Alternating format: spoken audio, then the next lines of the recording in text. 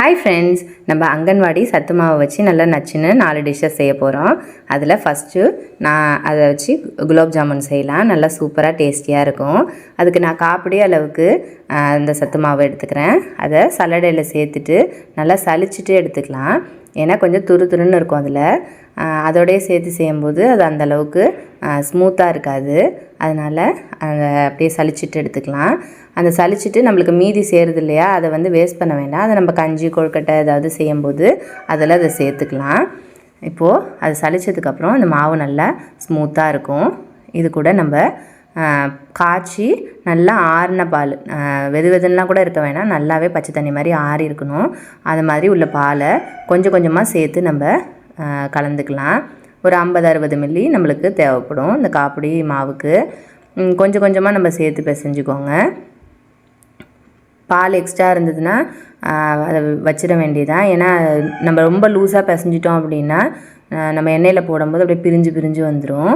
நம்ம எல்லா மாவும் நல்லா கொஞ்சம் ஒன்று சேர்ந்து வந்து நல்லா சாஃப்டாக இருக்கிற மாதிரி நம்ம பிசைஞ்சிக்கிட்டா போதும். இந்தளவுக்கு.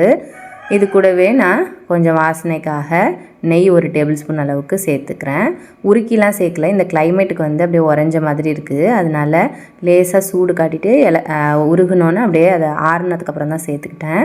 சேர்த்துட்டு நல்லா பிசைஞ்சோம்னா நல்லா ஸ்மூத்தாக சாஃப்டாக இருக்கும். நம்மளுக்கு உருட்டவும் நல்லா சூப்பராக இருக்கும். இது நல்லா பிசைஞ்சிட்டு அப்படியே உருட்டி ஒரு 10 நிமிஷம் போல் அப்படியே மூடி இருக்கட்டும். நல்லா ஊறின மாதிரி ஆகும். அதுக்காக தான். இப்போ நம்மளுக்கு பிசுன்னு கையில் ஒட்டுற மாதிரி தான் இருக்கும். அதுக்கப்புறம் நம்ம உருட்டு திரட்டி பண்ணும்போது நம்மளுக்கு நல்லாவே ஸ்மூத்தாக இருக்கும். பாருங்கள் எந்த அளவுக்கு சாஃப்டான மாவாக இருக்குதுன்னு சொல்லிட்டு. இது அப்படியே ஒரு 10 நிமிஷம் போல் மூடி இருக்கட்டும். நம்ம அப்படியே சுகர் சிரப்லாம் ரெடி பண்ணிடலாம். 1 கப் அளவுக்கு ஜீனி எடுத்திருக்கேன். நம்ம கூடுதலாக குறைச்சலாம் நம்ம சுகர் சிரப் எவ்வளோ அளவுக்கு நம்ம விரும்பி சாப்பிடுவோமோ அதுக்கு தகுந்த மாதிரி சேர்த்துக்க வேண்டியதான். இது வந்து ரொம்ப நம்ம நார்மல் குலோப் ஜாமுன் மாதிரி ஜீராவை நிறையா உறிஞ்சாது. ஓரளவுக்கு தான் உறிஞ்சும். மீதி எல்லாமே அப்படியே தான் இருக்க மாதிரி இருக்கும். அதனால் இந்த காப்பிடி அளவுக்கு நம்ம மாவு எடுத்துருக்கிறதுக்கு இந்த அளவுக்கு கரெக்டாக இருக்கும். நம்ம எந்த கப்பால் ஜீனி எடுக்கிறோமோ அதே கப்பால் தண்ணி சேர்த்துக்கணும். சேர்த்துட்டு ஜீனி கரைஞ்சதுக்கப்புறம் ஏலக்காய் 2-3 தட்டி வாசனைக்காக சேர்த்துக்கலாம். கலர் பவுடர் வேணும்னா நம்ம விருப்பப்பட்டால் சேர்த்துக்கலாம். நல்லா ஜீனி கரைஞ்சதுக்கப்புறம் சிம்மில் வச்சிடலாம். நல்லா கொதி வந்து நல்லா பிசுப்பு தன்மை வர வரைக்கும் நல்லா கொதிக்கட்டும். இப்போது கையில் கொஞ்சமாக நெய்யோ எண்ணெயோ தடவிட்டு சின்ன உருண்டையாக அதை உருட்டிக்கலாம். ரொம்ப பெரிய சைஸ் உருண்டையாக உருட்டினா உள் வரைக்கும் நல்லா வேகாது, வெளியில் கரிஞ்சிரும். ஆனால் உள்ளே வேகா மாதிரி இருக்கும். அதனால் ஓரளவுக்கு இந்த மாதிரி சைஸில் நம்ம எல்லா மாவையும் உருண்டையாக உருட்டிக்கலாம். இதை சிம்மில் வச்சு கொதிக்க வைக்கிறோம் நம்ம சிரப்பை. அந்த தீயினுடைய அளவை பொறுத்து கொஞ்சம் டைம் முன்ன பின்ன ஆகும். 8 நிமிஷம் 10 நிமிஷம் கூட ஆகும்.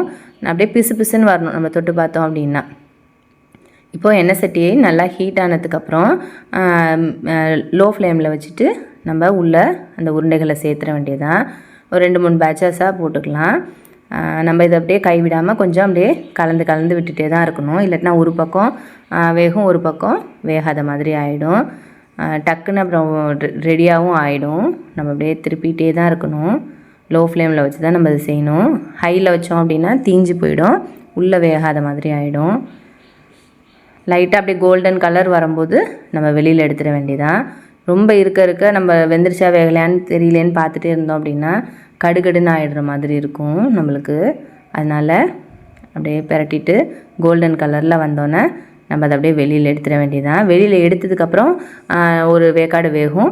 அது மாதிரி கொஞ்சம் செவந்தும் கொடுக்கும். அதனால் தகுந்த மாதிரி பார்த்துக்கிட்டு நம்ம எடுக்க வேண்டியதான்.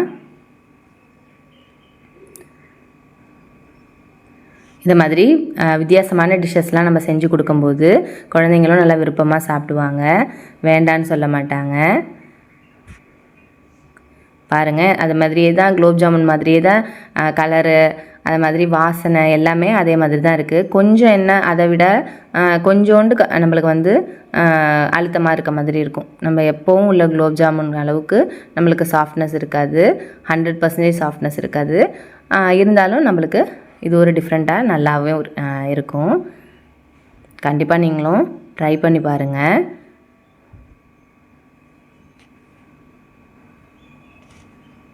இதை எடுத்துகிட்டு நம்ம உடனேவே ஜீராவில் சேர்த்துடலாம். ரொம்ப நேரம் நம்ம வெளியில் அது கொஞ்சம் ஆறணுன்னு இல்லை. ஜீராவும் கொஞ்சம் வெதுன்னு இருக்கலாம். இதுவும் எடுத்த உடனேவே நம்ம போடலாம்.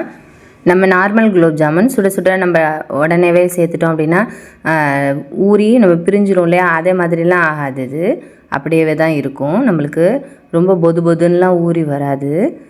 இதை அப்படியே நம்ம ஊற வச்சிட வேண்டியதான். எல்லா பேட்சஸையும் பொரித்து ஜீராவில் சேர்த்துட்டு நம்ம ஒரு காலையில் இப்போ நம்ம செஞ்சு வச்சோம் அப்படின்னா ஈவினிங் இதை நம்ம சாப்பிட்லாம். நல்லாயிருக்கும். இது சப்போஸ் இன்னும் கொஞ்சம் இந்த மேல் லேயர்லேருந்து கொஞ்சம் இன்னும் சாஃப்டாக நம்மளுக்கு தேவைப்பட்டுச்சு அப்படின்னா நம்ம இந்த சிரப் அப்படியே வச்சுட்டு அந்த குலோப் ஜாமுன்லாம் அது உள்ளே இருக்கட்டும். அது கூடவே கொஞ்சமாக தண்ணி சேர்த்துட்டு நம்ம ஒரு 5 நிமிஷம் போல் நல்லா கொதிக்க வச்சோன்னா, தலபலன்னு கொதிக்க வச்சோன்னா இந்த மேல் லேயர் இன்னும் கொஞ்சம் கூட சாஃப்டாக வரும் முன்னாடி இருந்ததை விட. ரொம்ப நேரம் கொதிக்க வச்சாலும் அப்படியே மேலே உள்ள அந்த தோலெல்லாம் ஒட்ட கரைஞ்சி வந்துடும். பாருங்கள், இந்தளவுக்கு நல்லா நுரைச்சிக்கிட்டு வருது. அப்படியே நம்ம சுற்றி விட்டு நம்ம கொதிக்க வைக்கலாம். இப்போ ஓரளவுக்கு மேல் லேயர் இன்னும் கொஞ்சம் சாஃப்டாக இருக்கும். முன்னாடி இருந்த விட இன்னும் கொஞ்சம் கூட சாஃப்டாக இருக்கும். ஆனால் உள்ளார வந்து கொஞ்சம் நம்ம அழுத்தமாக தான் இருக்கும். அழுத்தம்னா நம்ம அந்தளவுக்கு நம்ம எதிர்பார்க்க முடியாது சாதாரண குலோப் ஜாமுன் மாதிரி. ஆனால் சாப்பிட்றதுக்கு நல்லாவே இருக்கும். நீங்கள் கண்டிப்பாக ட்ரை பண்ணி பார்த்துட்டு எப்படி இருக்குன்னு நம்ம சேனலில் கமெண்ட்ஸ் பண்ணுங்கள். நெக்ஸ்ட்டு சத்து மாவில் சூப்பரான கஞ்சி செய்யலாம். அதுக்கு நான் ஒரு 3 டேபிள் ஸ்பூன் அளவுக்கு சத்து மாவு எடுத்திருக்கேன். அதை ஒரு பாத்திரத்தில் சேர்த்துட்டு ஒரு 200 மில்லி அளவுக்கு பால் சேர்த்துக்கிறேன். பால் சேர்த்துட்டு எக்ஸ்ட்ராவாக இது பால் மட்டும் பத்தாது, இன்னும் கொஞ்சம் கூட தண்ணி ஒரு 2 டம்ளர் அளவுக்கோ இல்லை 1.5 டம்ளர் அளவுக்கோ சேர்த்துக்கலாம். நம்ம கன்சிஸ்டன்சிக்கு தேவைப்படுற அளவுக்கு நம்ம தண்ணி ஊற்றி அட்ஜஸ்ட் பண்ணிக்கலாம். சேர்த்துட்டு நம்ம அப்படியே கட்டி இல்லாமல் கரைச்சிக்கணும். இல்லைன்னா டக்குன்னு கட்டி ஆகிடும். அப்படியே அடுப்பில் வச்சுட்டு கூட நம்ம கிண்டலாம். இல்லைன்னா நம்ம கரைச்சி விட்டுட்டு கூட நம்ம அடுப்பில் ஏற்றி நம்ம கிண்டலாம். வேகமாக அப்படியே ஆற்றுனாப்பில் நம்ம தண்ணி பால்லாம் ஊற்றினோம்னா அந்த கட்டியெல்லாம் டக்குன்னு கொஞ்சம் கரைஞ்சிரும். நம்மளுக்கு அது அப்படியே லேசாக கலந்து விட்டோம்னாலே கரைஞ்சிரும். சிம்மில் வச்சுட்டு நம்ம கிண்ட வேண்டியதான். கொஞ்சமாக இனிப்பை எடுத்து காட்டுறதுக்காக உப்பு சேர்த்துக்கலாம். நான் வந்து ஒரு 2 டேபிள் ஸ்பூன் அளவுக்கு மட்டும் நாட்டு சர்க்கரை சேர்த்துக்கிறேன். இதில் ஏற்கனவே இனிப்பு சுவை இருக்கும். இருந்தாலும் நம்ம அதை கஞ்சியாக காய்ச்சும் போது அந்த இனிப்பு வந்து கம்மியாயிடும். இருந்தாலும் நம்ம வந்து இனிப்பு வந்து சேர்த்தா தான் அந்த நம்மளுக்கு வந்து அந்த இனிப்பு சுவை நல்லாவே கரெக்டாக தெரியும். ரொம்ப அதிகமாக சேர்த்துட்டோம்னா திகட்டுற மாதிரி இருக்கும். கொஞ்சம் அளவாகவே சேர்த்துக்கலாம், அவங்கவுங்க டேஸ்ட்டுக்கு தகுந்த மாதிரி சேர்த்துட்டு அப்படியே கொஞ்சம் கொஞ்சமாக கலந்து விட்டுக்கிட்டே இருக்க வேண்டியதுதான். முன்னாடி தண்ணியாக இருந்தது, போக போக கொஞ்சம் திக்காகிட்டே வருது. இந்த மாதிரி அப்படியே கலந்து விட்டுகிட்டே இருந்தோம் அப்படின்னா கொஞ்சம் பொங்கி வரும். பொங்கி வரும்போது நம்ம ஆஃப் பண்ணிக்க வேண்டியதான். கொஞ்சம் தண்ணியாக இருக்க மாதிரி இருக்குது அப்படின்னா இன்னும் கொஞ்சம் நேரம் கூட சிம்மில் வச்சு நம்ம திக்காக கலந்து விட்டுக்கலாம். கெட்டியாகிற வரைக்கும் நம்ம கலந்து விட்டுக்கலாம். வேணும்னா தேவைப்பட்டுச்சுன்னா வாசனைக்காக கடைசியாக ஒரு 3 ஏலக்காவை தட்டி சேர்த்துக்கலாம். நல்லா வாசனையாக இருக்கும். அதோடய ஃப்ளேவர்லாம் நல்லாயிருக்கும் நம்மளுக்கு கஞ்சி குடிக்கும்போது. சேர்த்துட்டு நல்லா கலந்து விட்டுக்கலாம். நல்லா திக்காகி நல்லா பொங்கி வந்தோன்னே நம்ம அப்படியே அடுப்பை ஆஃப் பண்ணிடலாம்.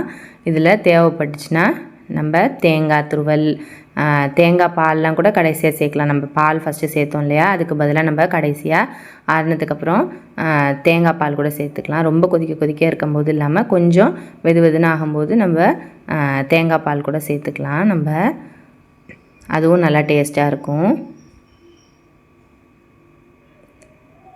ரொம்பவே உடம்புக்கெலாம் நல்லது.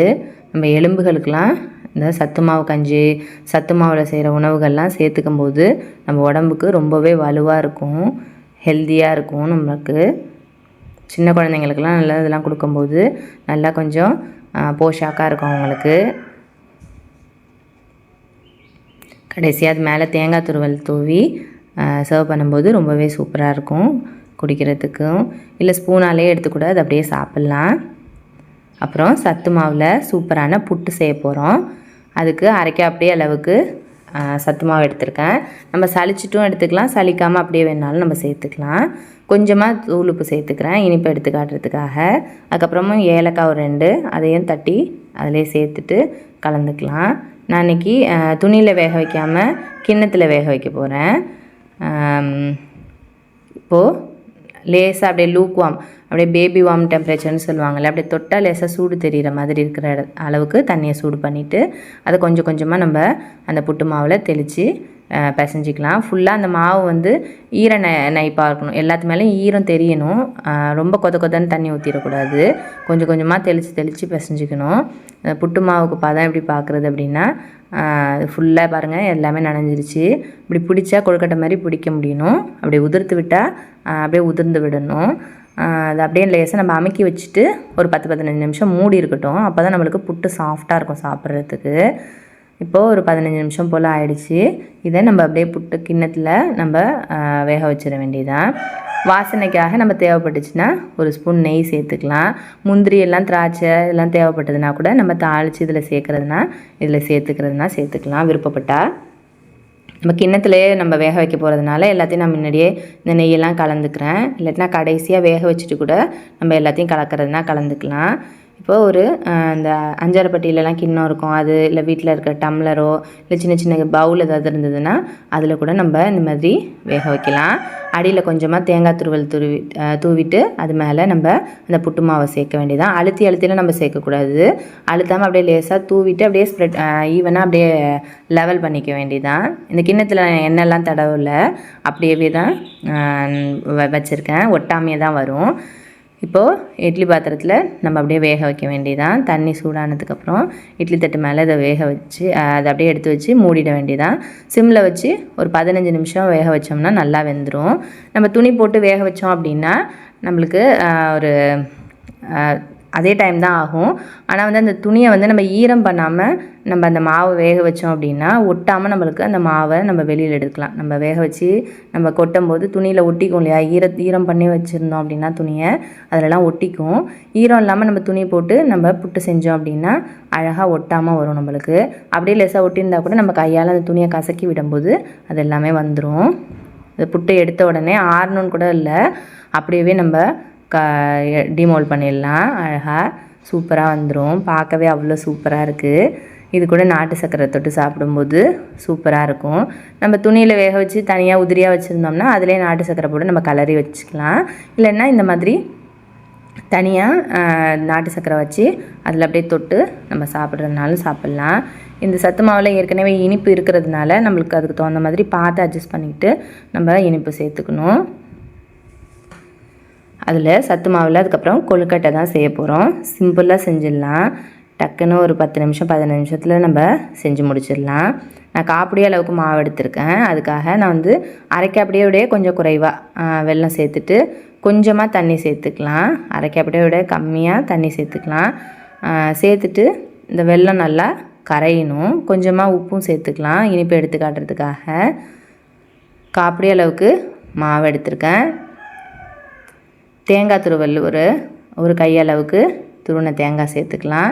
அதுக்கப்புறம் 2-3 ஏலக்காயும் தட்டி அதில் சேர்த்துக்கலாம். நல்லா வாசனையாக இருக்கும் நம்மளுக்கு. எல்லாத்தையும் சேர்த்துட்டு நல்லா நம்ம ஃபஸ்ட்டு கலந்துக்கலாம் மாவை. நம்ம வெல்லம் ஊற்றி கலந்தோம்னா அந்தளவுக்கு ஈவனாக தண்ணி ஊற்றி எல்லாத்தையும் கலக்கும் போது கலக்காது. அதனால் அது வெள்ளை தண்ணி ஊற்றி கலக்கிறதுக்கு முன்னாடி நம்ம இதை ஒரு வாட்டி நல்லா கலந்து எடுத்துக்கலாம். வெல்லம் வந்து பாகுலாம் கிடையாது, நல்லா அந்த கரைஞ்சி வந்தாலே போதும். அடியில் தூசி இருக்குமோங்கிறதுக்காக நம்ம வந்து வடிகட்டி சேர்த்துக்கலாம். தூசி இல்லை அப்படின்னா நல்லா அப்படி கொதிக்க வச்சு நேரடியாக நம்ம சேர்த்துக்கிறதுனாலும் சேர்த்துக்கலாம். வெல்லம் கரைஞ்சி வந்தோடனே நம்ம அதை ஊற்றி நம்ம கொஞ்சம் கொஞ்சமாக ஊற்றி நம்ம கலந்துக்கணும்.